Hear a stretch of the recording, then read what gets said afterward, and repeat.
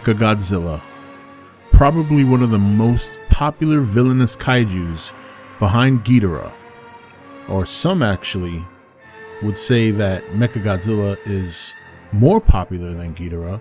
I consider both of them to flip-flop quite a bit depending on somebody's mood. But MechaGodzilla, the first time I could remember seeing him, boy was I impressed. I mean, the sheer firepower, the design, and 1974 being my favorite design. The mechanical kaiju was conceived in 1974, and it was intended to be a more serious villain for Godzilla after the flops of the predecessors Gigan and Megalon. Tomoyuki Tanaka, the creator of MechaGodzilla, said he was inspired by Mechanic-Kong, as many of you know, the Mecha Kong from King Kong Escapes. At the time, the robot anime genre was very, very popular, and many of the creators felt that building a robot Godzilla would definitely improve the series after the last two movies. Effects director Teruyoshi Nakano also felt that building a mechanical version of Godzilla would be cheaper to construct than the other monsters that the studio had created prior to MechaGodzilla. And yes, the date is correct of 1974. As many of you may know, it didn't take very long for Toho Studios to create a Godzilla movie. So the idea of coming up with MechaGodzilla, then creating his design, and then still releasing the movie all in the same year, this was a common thing. But the amazing thing is that before MechaGodzilla had his final design, he was actually conceived at first, or rather the idea was at first, to make a monster that was more biomechanical. And when you think biomechanical, think of something like the Predator, who obviously has flesh and has been shot before, but also has electronical equipment pretty much almost attached to his body parts.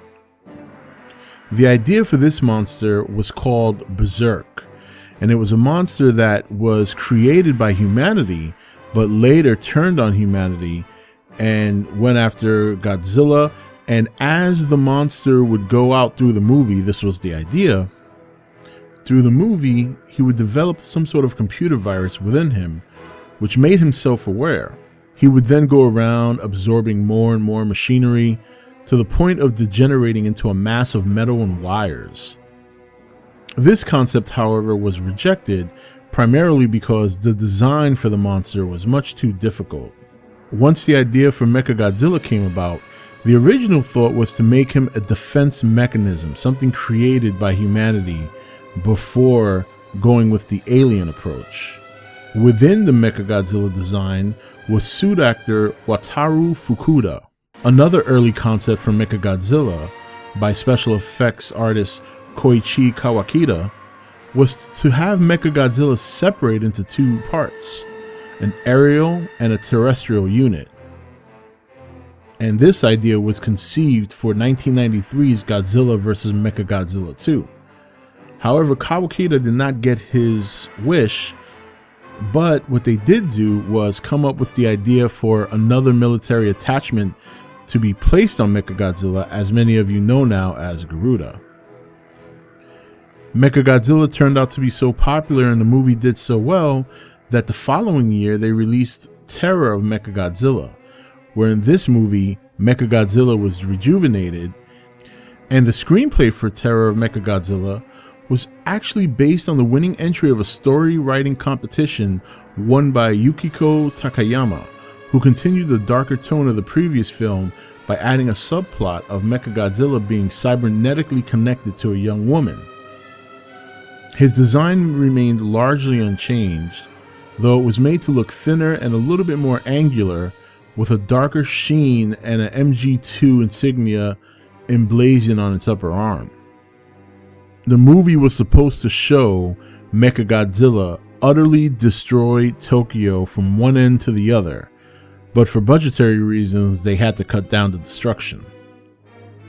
MechaGodzilla would go on to have other movies later on in the Godzilla series, such as MechaGodzilla, or rather Godzilla vs. MechaGodzilla 2, as well as Godzilla against MechaGodzilla, and then of course Godzilla Tokyo SOS. While all these designs have proven to be very, very popular amongst different fans, as I said in the beginning, my personal favorite is the 1974 version. But the essence of what makes MechaGodzilla so good is why he is so popular no matter what design you have. And no matter what side he's on, his popularity remains. To the point that I've had many debates here on the channel with a lot of you guys as to whether or not MechaGodzilla could ever work in the Monsterverse. And while my argument still remains that he can't, I would never be disappointed if they actually brought him in. He's probably my favorite villain amongst all the Godzilla villains. And it was very nice to see him in Ready Player One, as that just shows more and more that maybe there's a part of MechaGodzilla that's just as popular as Godzilla himself. I mean, he is made in the image of Godzilla, although robotic. But with that said, there was the inspiration behind MechaGodzilla, MechaGodzilla, to think that that was the initial conception and the sheer inspiration behind the creation of MechaGodzilla, who I would say obviously surpassed MechaGodzilla as one of the most popular metallic kaiju to be created by Toho. And who knows, maybe we will get lucky enough one day to see MechaGodzilla on screen here in America. But until then, we'll just have to love him for everything he's been in and continue to enjoy all the old movies that have MechaGodzilla in it, utterly destroying Tokyo and being probably one of the toughest monsters that Godzilla has ever faced. I hope you enjoyed this short video on the 30 for 30 series. We'll see you tomorrow for the next episode. Until then, this is Rob signing off for E.T.N, where we don't do news, we just talk entertainment. Take it easy. Thank you for watching E.T.N. Don't forget to subscribe and join the Nation Facebook page.